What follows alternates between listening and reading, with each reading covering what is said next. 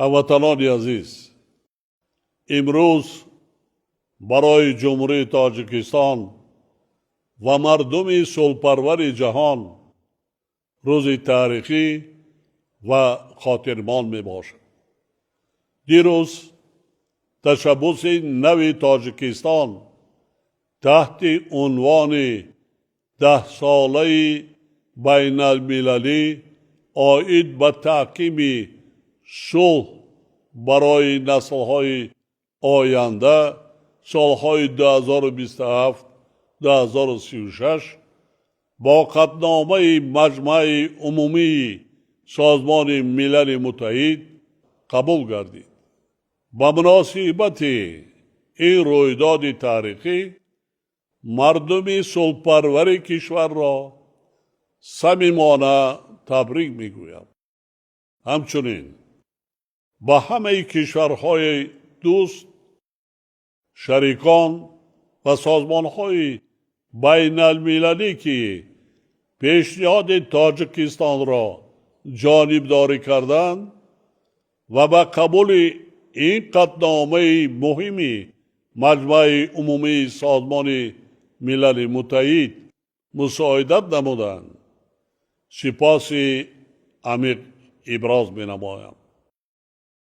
قطعنامه ضرورت تحکیم فرهنگ صلح، پیشگیری کردن نزاع‌ها، تقویت تحملگرایی، همدیگر فهمی و گسترش گفتگوی تمدن‌ها را در جامعه جهانی همچون زمینه زندگی شایسته نسل‌های آینده تأکید می‌نماید.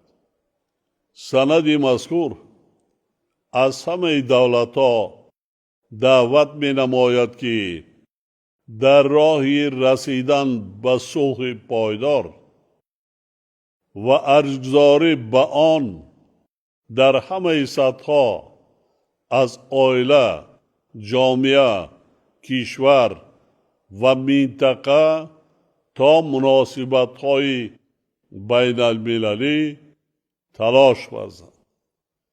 وابسته به این ما باید در نوبت اول به نورسان و جوانان که سازندگان جهانی فردا می باشند آموزانیم که صلح تنها نبودن جنگ نیست. صلح فرهنگ است. صلح مسئولیت است. صلح احترام به شأن و شرف انسان است.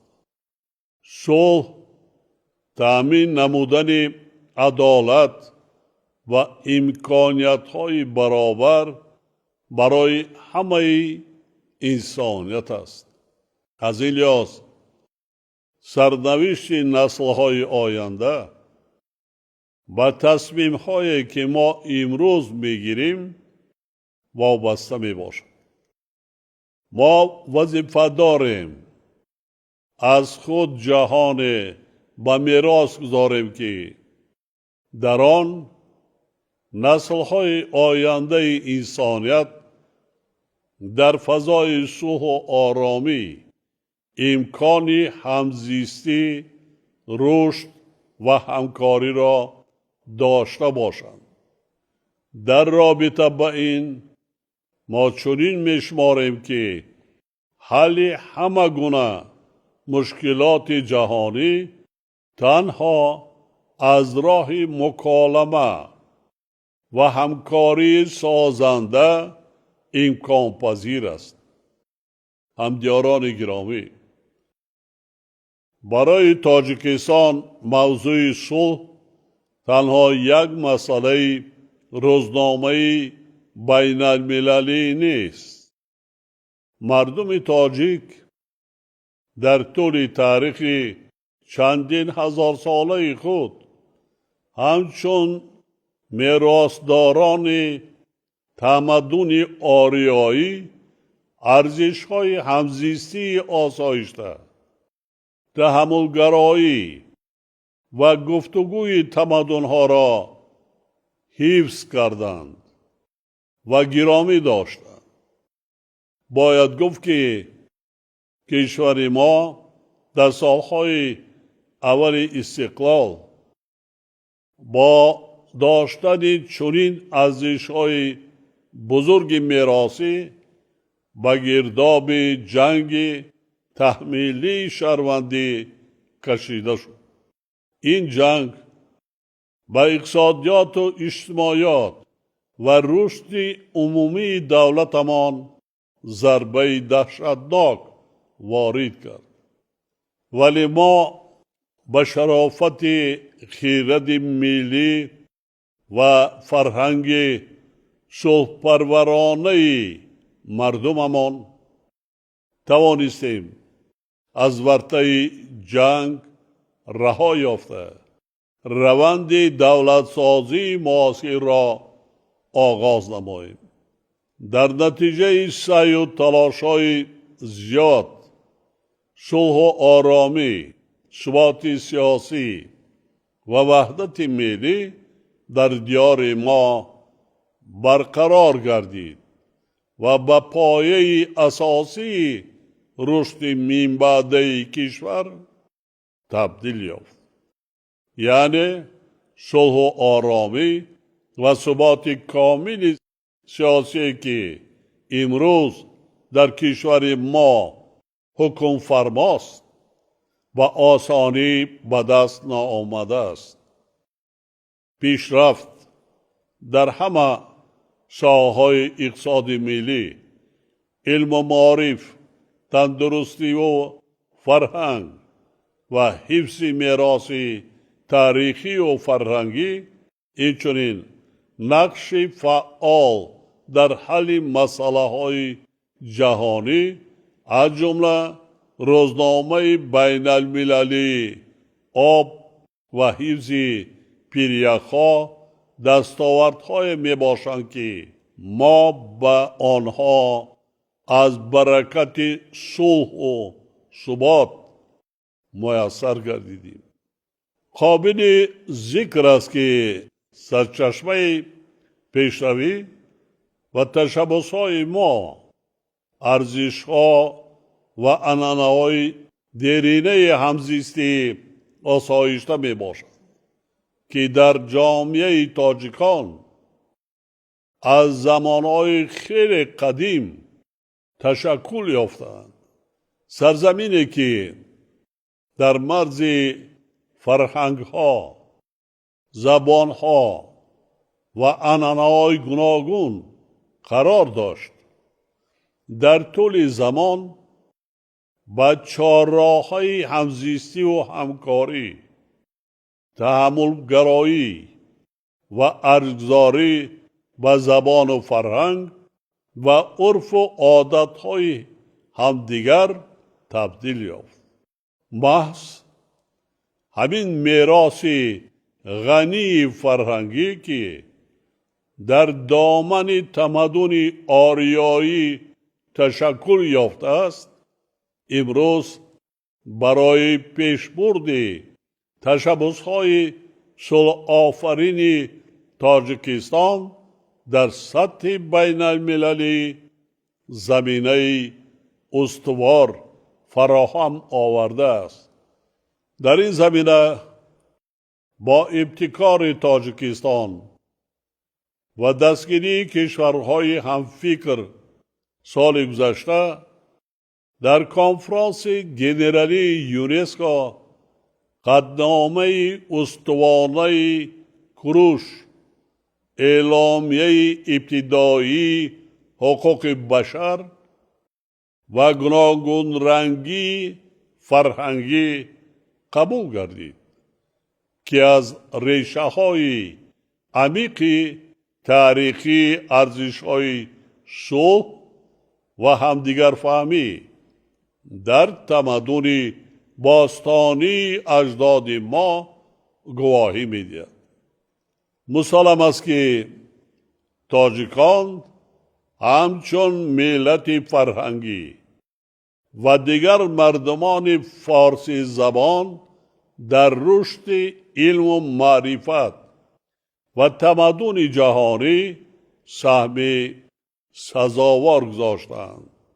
زمینه‌گذاران این گنجینه نهایت ارزشمند عالمان و فیلسوفان، شاعران و نویسندگان و متفکران بودند که میراث نادر و کم نظیر آنها از وسیله‌های پیشبرنده علم و فرهنگ انسانیت محسوب بیابد.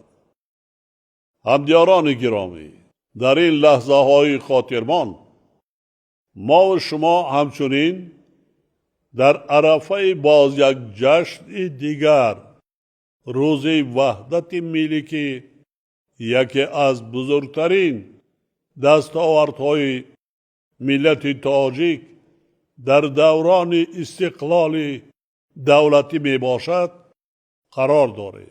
کل مردم شریف تاجیکستان و هموطنان برون مرزی ما را با افتخار این جشن نیز صمیمانه تبریک میگویم. امسال روز وحدت ملی که رمز پیروزی، صلح و آرامی، ثبات سیاسی و کفالت رشد بی‌سابقه کشورمان می باشد، در دوره آمادگی به جشن بزرگ و مقدس 35 سالگی استقلال دولتی برگزار می گردد. روز وحدت ملی در تاریخ نوین دولتداری تاجیکان صحنه واقعاً سرنوشت سازی به هم آیی و سرجمی ملت تاجیک و رسیدن به صلح و ثبات پایدار می باشد. ما مردم تاجیکستان ارزش بی‌بهای نعمت صلح و ثبات و وحدت و همدیگر فهمی را زمان درک کردیم که مخالفت‌های شدید سیاسی و جنگ تحمیلی شهروندی را از سر گذرانیدیم. بنابراین مردم ما دهشت و فاجعه های جنگ تحمیلی شهروندی ابتدای سالهای 90 عصر گذشته را هرگز فراموش نمی کنند. لازم به یادآوری است که خشت اول بنای صلح و وحدت ملی ما هنوز در اجلاس 16 تاریخی و تقدیرساز شورای عالی کشور گذاشته شده بود. محض به شرافت صلح و آرامی، ثبات سیاسی و وحدت ملی در کشورمان زمینه با اعتماد حفظ استقلال دولتی و تمامیت ارضی تاجیکستان تازه استقلال گذاشته شد. وحدت ملی که غایه اساسی دولت نوبنیاد ما را تشکیل می‌دهد، شرط اساسی آرامی و آسایش مردم شریف کشور، مهمترین عامل رشد جامعه و عملی گردیدن تمام نقشه و تدبیرهای سازنده ما می باشد. امروز ما به خاطر بنیاد جامعه صفتاً نو تلاش داریم که با طلبات زمانه پیشرفت و دگرگونی ها جوابگو باشد و امکان دهد که مردم تاجیک و دولت تاجیکان برابر جامعه متمدن جهان قدم گذارند و پیش روند. ما باید با مسئله بلند برداشتن سطح معرفتناکی جامعه و مخصوصاً نورسان و جوانان آموزش تکنیک و تکنولوژی های معاصر، رقمی‌گرایی، ذهن صنعی، آماده کردن کادرهای سطح بلند کسبی و جوابگوی به طلبات زمان معاصر اعتبار اولین درجه و دائمی دهیم. در این روند یک نکته مهم را همیشه در خاطر باید داشت که بلند برداشتن سطح دانش و معرفت اهل جامعه مهمترین راه پیشگیری کردن جهالت و خرافات، تحکیم امنیت و ثبات و تامین نمودن پیشرفت و ترقیات دولت می باشد. برای رسیدن به این هدفهای نیک با ما پیش از همه و مهمتر از همه صلح و امنیت، وحدت و همدیگر فهمی و اتحاد و سرجمی ضرور است.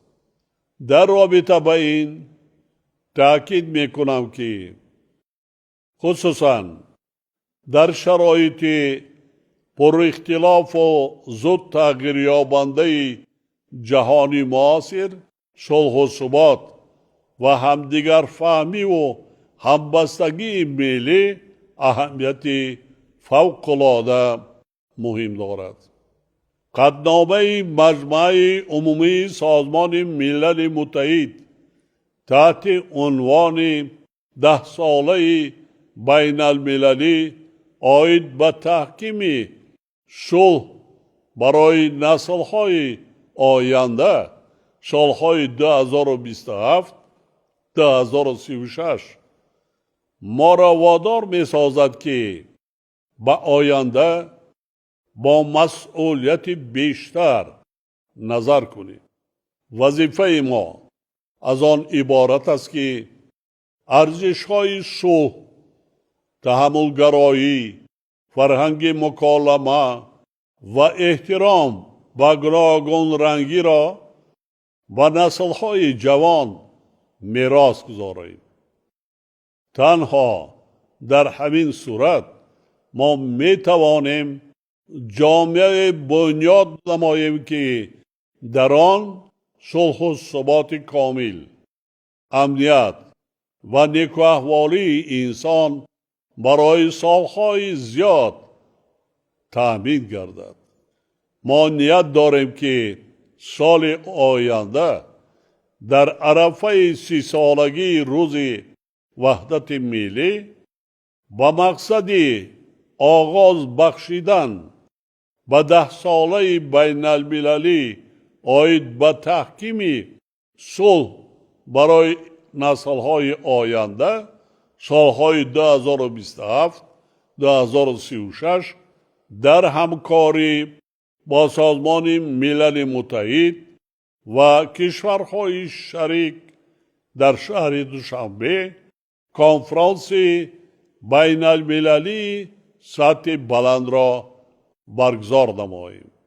با اطمینان کامل ابراز می دارم که مردم شریف تاجیکستان من بعد نیز با قدر و منزلت صلح و ثبات و وحدت ملی می رسند و برای حفظ این نعمت بی‌بها که عملی گردیدن نیت و آرزوهای نیک هر یک فرد جامعه از آن وابسته می باشد، باز هم بیشتر تلاش می کنند.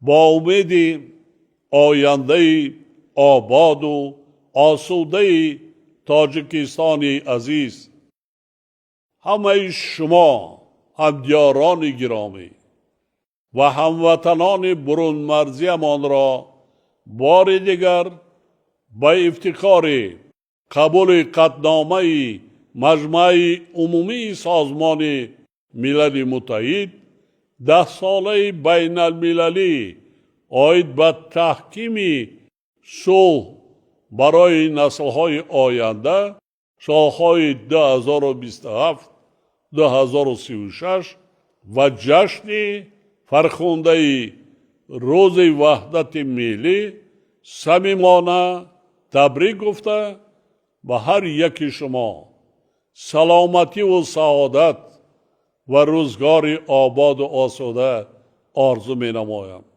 بگذار این قدنامه همچون سند مهم بین المللی به تحکیم دوستی و همکاری بین خلقها، گسترش فرهنگ صلح و بنیاد جهان امن و آسوده برای نسل‌های امروز و آینده مساعدت نماید. بگذار صلح و آرامی در جهان همیشه پایدار باشد و آینده بشریت بر پایه عدالت، همدیگر فهمی و همکاری استوار گردد. استقبال جامعه جهانی از تشبث صلحجویانه دولت صاحب استقلال تاجیکان و روز وحدت ملی مبارک باشد. هموطنان عزیز،